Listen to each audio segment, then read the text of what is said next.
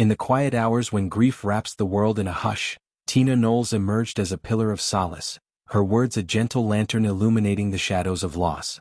The 71-year-old matriarch, whose life has been a tapestry of entrepreneurial triumphs and unwavering family devotion, turned to Instagram over a poignant weekend to mourn a soul whose light had flickered out far too soon. Sydney Hardiman, a 25-year-old beacon within the vast, buzzing hive of Beyoncé fandom known as the Beyhive, had departed this world in a manner that left ripples of shock and sorrow across social media landscapes. Her passing, confirmed with heartbreaking finality by her mother Jamie just days prior, was no mere footnote in the news cycle.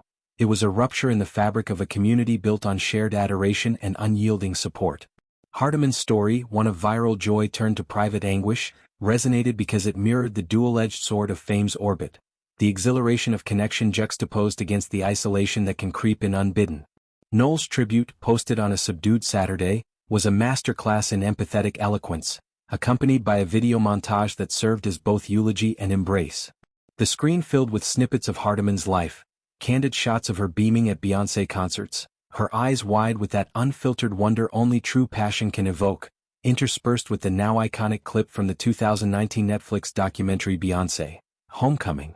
It was there, amid the sun-soaked grandeur of Coachella's desert stage, that Hardiman had catapulted into collective memory. Seated front row, her reaction to Beyoncé's powerhouse rendition of Lift Every Voice and Sing became the stuff of memes and mantras, a jaw-dropped, starstruck expression that captured the transcendent power of live performance. Her face, alight with awe, said what words could not. This was more than music, it was salvation, a communal baptism in rhythm and resilience. That moment, frozen in time, had turned Hardiman into a symbol, her image reposted millions of times as the ultimate fan emblem, a reminder that Beyoncé's art wasn't just consumed, it was felt, deep in the marrow. Knowles' caption began with a sigh of collective mourning. So sad to hear the news that this angel has gone to be with the Lord. My love goes out to her family and friends, and all the Beehive members that knew and loved her. The words flowed with the authenticity of someone who had weathered her own storms, from raising global icons to navigating the glare of public scrutiny. As a Texas-born philanthropist whose fashion empire and advocacy work have long championed Black excellence, Knowles understood the weight of legacy. She continued, delving into the personal void left by Hardiman's absence. I remember the video that went viral of her expression at Coachella and all the photos after that I've seen. I didn't know her personally, but I feel a real sadness today at this loss of this young beautiful woman. There was poetry in her phrasing, the repetition of sadness, evoking the layered ache of grief, not just sorrow but a profound, echoing emptiness that defies easy articulation. The montage played on, a curated reel of Hardiman's vibrancy. Childhood snapshots in oversized tees emblazoned with lemonade lemons, fan art she'd crafted with meticulous care, and clips from Beyhive gatherings where she'd led chants and shared stories. Knowles' voiceover, soft and steady, wove through it like a thread, my prayers up for her family. Emojis followed, 3 hands joined in prayer, 2 red hearts pulsing like heartbeats, 2 red roses blooming in eternal spring. Simple symbols that amplified the message's universality. Overlaid text proclaimed, Rest in heaven, Sydney, one of our beloved Beyhive, a benediction that enshrined Hardiman not as a fleeting viral figure, but as an eternal member of the family. The post's reach was immediate and immense, Beyhive members flooding the comments with virtual hugs, lit candles and personal anecdotes.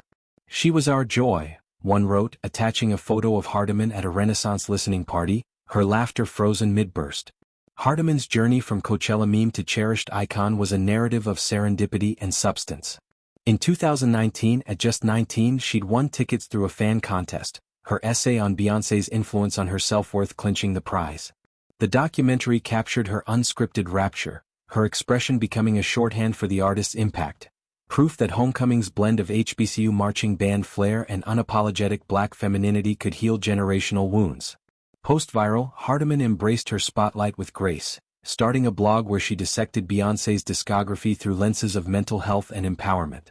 Entries like How Formation Formed Me delved into how tracks from Lemonade had pulled her from adolescent doubts, while Cowboy Carter's Call to the Hive explored the album's genre bending as a metaphor for personal reinvention. She attended Beyoncé's tours religiously, from the Formation World Tour's pyrotechnic majesty to Renaissance's disco-fueled euphoria, each experience chronicled in vlogs that amassed loyal followings. Yet beneath the effervescence lay shadows that Knowles' tribute gently acknowledged. Jamie Hardiman's statement revealed a recent shift in her daughter's mood, precipitated by the grandfather's passing, a loss that unraveled threads of stability.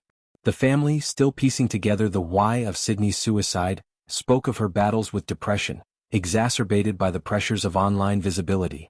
The Bayhive, no strangers to advocacy, rallied with resources, links to crisis hotlines, stories of survival, calls for destigmatizing mental health in fan spaces. Knowles' post amplified these voices, transforming grief into action. As a mother who had guided Beyoncé through fame's tempests, from Destiny's Child heartbreaks to solo stardom's solitude, Tina understood the invisible toll. Her own philanthropy, through the Knowles Roland Center for Youth, focused on mental wellness, and this moment felt like an extension of that mission. The emotional ripple extended to Beyoncé herself, though her response remained private. Insiders hinted at a personal note to the Hardimans, echoing the quiet support she'd offered fans in crisis before. The Bayhive, a digital diaspora spanning continents, mourned collectively, virtual vigils with Sydney's Light playlists featuring Halo, on loop, fan art depicting Hardiman ascending on wings of gold, petitions for Coachella to honor her with a tribute stage. Knowles' message bridged the personal and communal, reminding all that the Bayhive wasn't just about stan tweets and album drops. It was a lifeline, a chosen family forged in song.